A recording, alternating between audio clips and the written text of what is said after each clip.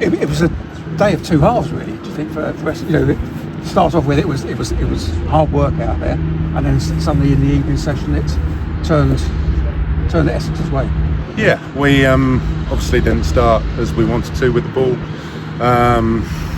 Bowled a few too many boundary balls, if we're being honest, in that first session. But through the back end of that sort of middle session and the end session, we dragged it back very nicely. I mean, there is a certain, I suppose, Essexual perseverance, isn't there? They just sort of keep going, and then suddenly the wickets come. What do you think that's down to? I think that's just something that's inherent and has been built over the last sort of 10 years probably. That never say die attitude, that sort of will to put your body on the line for the team, and at any point in time sort of someone stands up, and obviously Portis' spell there in that last session was outstanding. I mean, what are the players saying about the pitch? I mean, from a distance it looked fairly lifeless or whatever. There wasn't a great deal going on. Obviously it's slightly slow. There's been a little bit of nip, but ultimately it's a decent pitch and there are runs to be had out there. And how much did the new ball help, do you think? The second new ball had a big impact. Obviously, Balls and Snakes there bowled very well with it. We put the ball in the right area and sort of asked a lot more questions than we did first up.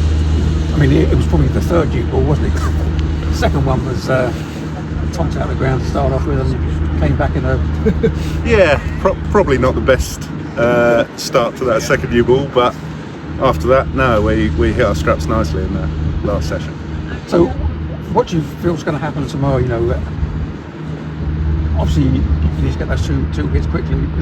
How is it going to bat on that wicket, do you think? Look, we've got batters in form. We've played nicely over the last month in the 50 over competition. Moving on from the last championship game, we scored runs in that. So lads are in a good place. It's all about applying ourselves and looking to score big runs again. So yeah, but first things first, we need to get those last two wickets. And how much is missing Jordan Cox going to be a problem? It's something we've sort of become accustomed to, and we expect more of that in the future.